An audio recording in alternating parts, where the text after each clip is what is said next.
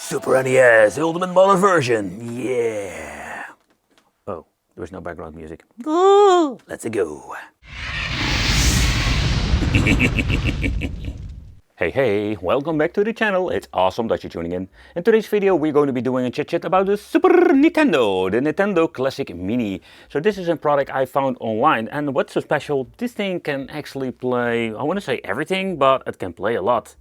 I already own an original Super NES, an NES, Sega Minis and etc. I love these mini things. They are so cool, man, but the overall quality of the box is quite disappointing. That's one of the things the Chinese or the AliExpress clones were so much more superior.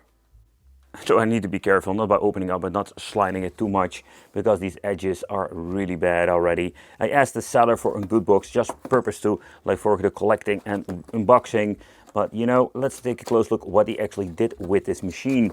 And I think it's quite interesting to see what you can do with this Super NES, where nobody really cares about these things. You can just play a lot of different emulators on there. Oh, let's see, even put a little piece of paper in there. But let's see what the manual actually, or this piece of paper, explains. You didn't put a lot of effort in here, and let's check it out. So thank you for buying your Super NES Mini Classic with the USB modification. By the way, I'm just translating it from Dutch. So how you need to connect it is the Super NES with an USB modification is possible to connect at the same time. However, he is going to be, I'm guessing, giving us a different connection. So here I think like some problems if it is like the C2 or C3 error. So this is not the only, let's say, basic, let's put it this way, I know you can reflash it, but I'm guessing this has to do with the eternal, let's say, storage not enough. So you can just unplug it and have the original 21 games. The original operation manual is a little bit messed up, but yeah, this happens with used products. So let's see, what is the tangling or this massive thing? SanDisk Ultra, only 32 gigabytes. So I'm curious, what can we actually play and store? So this is this weird, like dangling, let's say, spaghetti thing monster. So the Super NES is still original. Nothing has been done with the internal mainboard, or at least with adding new stuff to it, I'm guessing. The on and off switch. And yeah, one of the things I love about these minis, I'm surprised that they're not going up in prices, is that you can not only do a lot of cool things with it, but the overall quality is so great. However, was this like the Wii connection thing of the remote? Another thing is of course the controller, but we are limited with the controller itself because we don't have analog sticks. And we do have only 6 function buttons. So if you're going to be needing more buttons with some emulators, yeah, then let's put it this way, it's not going to be making any sense putting modern stuff on it. I think it's not even possible to actually use that. However, the HDMI cable, another controller, and not the USB cable because it's in the spaghetti monster over there. Oh man, I love these mini tunes. However, let's take a close look what he actually did to this machine and what can we do. So we're having some Nintendo with some Sega stuff, arcade, Super Turbo Graphics 16. I don't know why I wanted to say Super, but Neo Geo and arcade classic from Atari. So that's kind of cool. I love the menu, how it actually looks, but let's see how functional it is. So let's start off with the NES.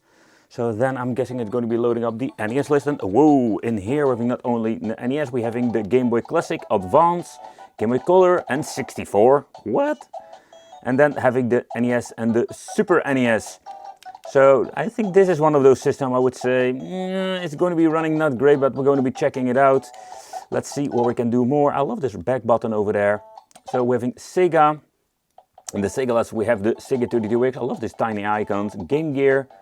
Having over here the Master System the Mark III. Personally, is this, did I ever? Oh yeah, okay, whatever. So the Sega Genesis. And let's find out what we can find more in here. We're having the arcade. I do wonder how he actually made this. Okay, so we're having Blesian Fighting H, Final Fight MK. So I'm guessing this is the alphabetic order. So I'm guessing of choosing one of those folders and giving us the game. So, and everything is implemented with a nice screenshot. I think it's nice. This is cool. All right. And I'm guessing you can go home. So, and here we can go back. So let's choose back. And with back we're going to be in the different, oh, okay, yeah, this is kind of interesting. So you can go back over there. Then we can go to home and it will automatically go all the way back to home. So yeah, the way how this is made is quite interesting. Okay, that is kind of cool. But I do wonder what is going to be happening with the other pages. So arcade is quite extended with all kinds of cool stuff. Turbo graphics, I'm guessing just Turbo Graphic games. Yep, the graphics 60, not the CD, is on here. So we're having we have all kind of alphabetic order collections. So let's see if you want to have the Jackie Chan game, my favorite game to play on the PC Engine, with a couple of more, of course. Yep, there he is. So the construction of this all is quite interesting to navigate. And then we're having the Neo Geo. Do we only having the arcade? Oh, we're having the MVS, we're having the Neo Geo Pocket and the Pocket Color. So there is a lot of stuff on here that is actually kind of cool. So let's choose the Pocket Color. Let's see what we can do with this. Home, and having the couple of folders because there are not a lot of games on there. But let's go home and let's choose something else. Let's see, we're having the Atari Classics. Let's see which system of the Atari you're having, the 2600 or 2600 and the Atari Lynx. So there is all kinds of different stuff. So this is a quite extended, this is a very extended overall image. But the question remains, like, why didn't they implement PlayStation? Besides having not every button, because we're still missing out 2 buttons. But there will be a couple of games you can maybe play, but maybe the chip is not powerful enough. I do wonder. Let me know in the comments, what do you think? Would you consider like upgrading the controller if it was even possible, and playing PlayStation 1 with it if it is even running on this? However, the collection is quite awesome, but let's play a couple of games. But let's start off with some Revenge of the Gator. Oh man, I love this game. So one thing I do wonder is, like, pressing select to start will not giving you the fancy Super NES menu. We're just getting actually just the RetroArch because that's running on the background. However, you can close content, restart, and even do a quick load, quick save in here if you want to. Change out the video layout, on-screen layout, and everything else. We're just going to be leaving as it is. So let's play. Oh, I love the soundtrack.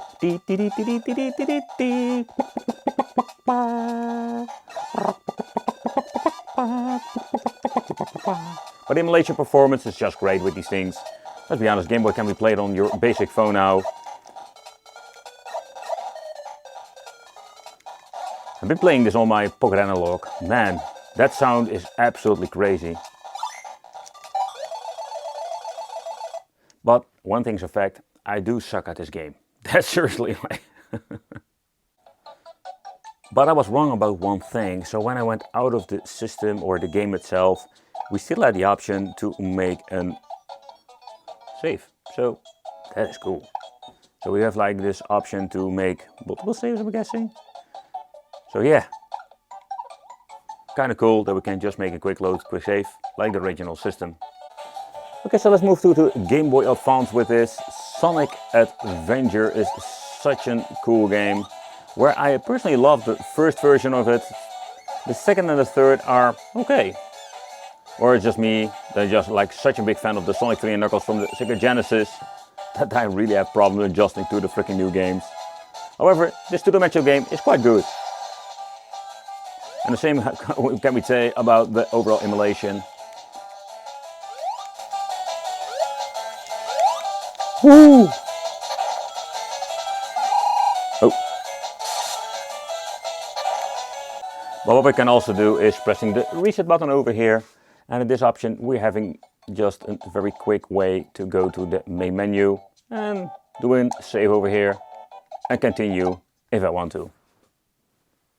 But let's see if it works. Yep, it seems to be working just fine. Reset! So let's move on to the N64, and I find it quite impressive to see that we can actually play this on the Super NES Mini. And I think if they're going to be optimizing it, they even had the option to make an N64 Mini. However, let's get into gameplay of the N64. But first let's start up with a basic game like Diddy Kong Racing, because these will run most of the time because of low-end chips.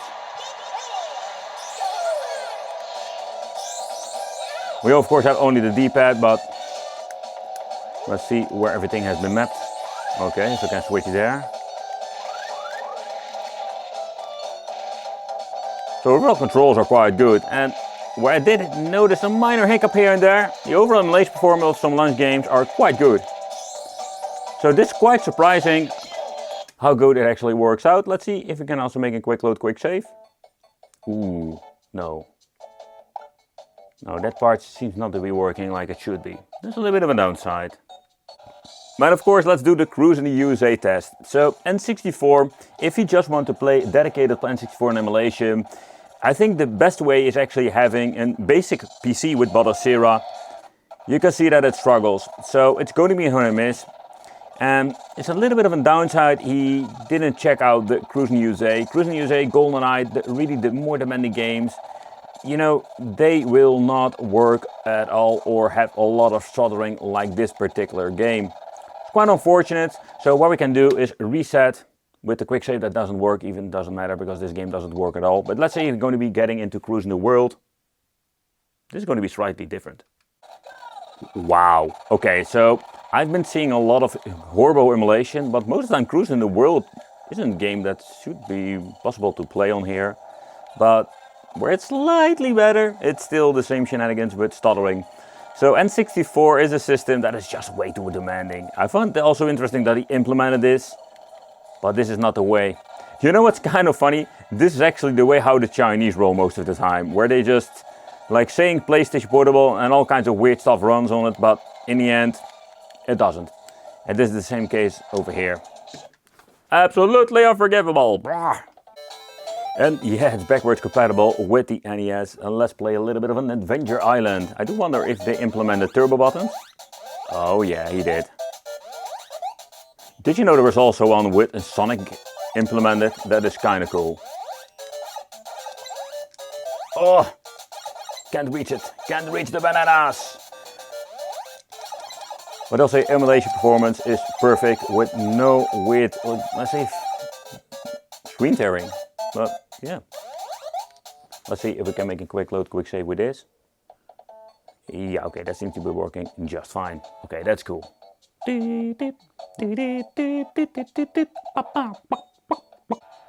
So when it comes to playing Super NES games, man, it's such a cool device. I love Super NES. But a lot of hidden gems are missing on the original collection. Rock and Roll Racing is one of those. Man, what a great game. I love it. I'm playing this so much on the Super NES, but also on the Sega Genesis. They released a sequel on the PlayStation 1, but that one I never got into it. I should check it out a little bit more often. Some newer, let's say, versions, but let's be honest, this just the way how this plays and how this is. It's more like this Micro Machine or RC car vibe. I love it. And then the soundtracks. Oh man.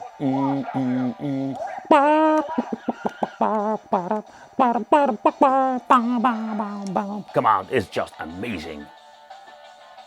Let's go old school with some WWF WrestleMania. Is it called? Let's choose Doink. Doink the Clown. Oh man. So this is one of those games I personally never played back in the day. So it's a lot of fun to check it out. I understand there was a very good, let's say, arcade port.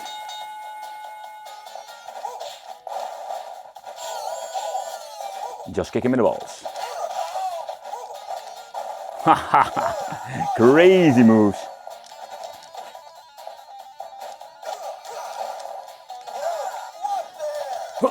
Come on. Come on. He got some cool moves. How can he do those moves?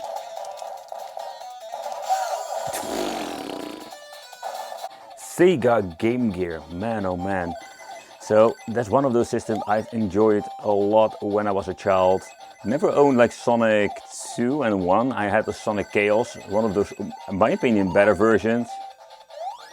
But this was a cool one. But you cannot do like the spinning move. But yeah, we're going to be looking into some basic emulation when it comes to the Super NES Mini. This thing is capable of running all kind of 8-bit, 16-bit without any problem whatsoever. I did also notice that we do have the option to make a quick load, quick save. Okay. But when it comes to playing some old school Sega Genesis, this is also possible without any problem. However, so going through the list, I did notice like there were so many different folders, due of the different kind of games you can add and play with this. So emulation works perfectly through RetroArch. It's kind of weird to play some Sega Genesis game with the Super NES controller. However, doesn't matter, doesn't spoil the fun.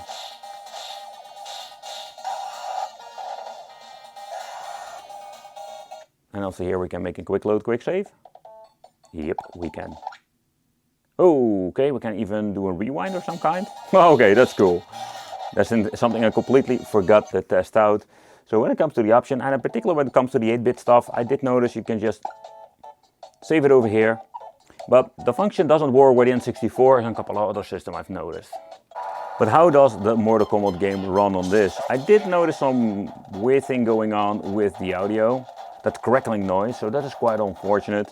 The reason I want to check out Mortal Kombat because this is a very good way to test bench this.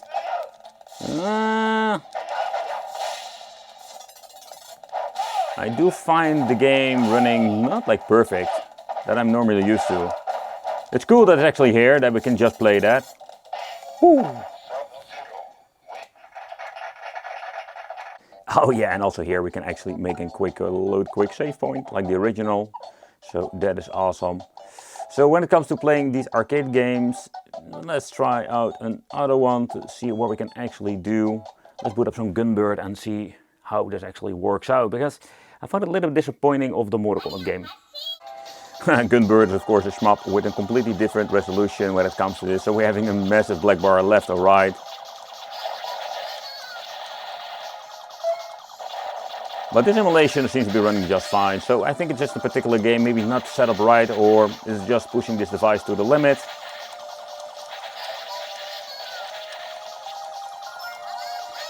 So what I just love about also this Super NES controller, the overall quality, it's great.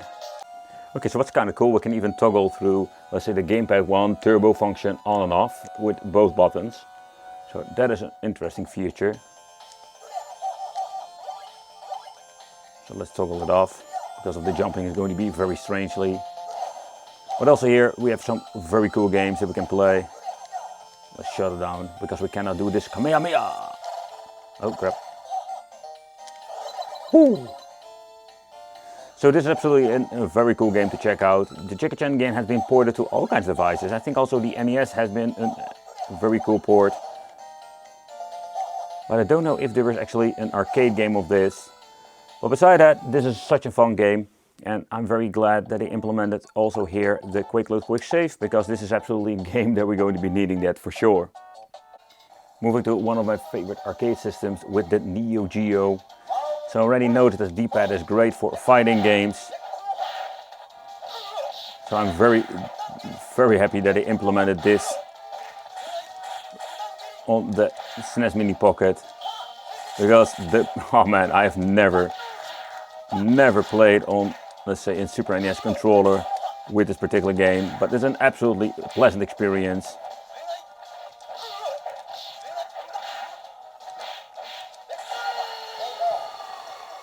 And emulation itself is just great.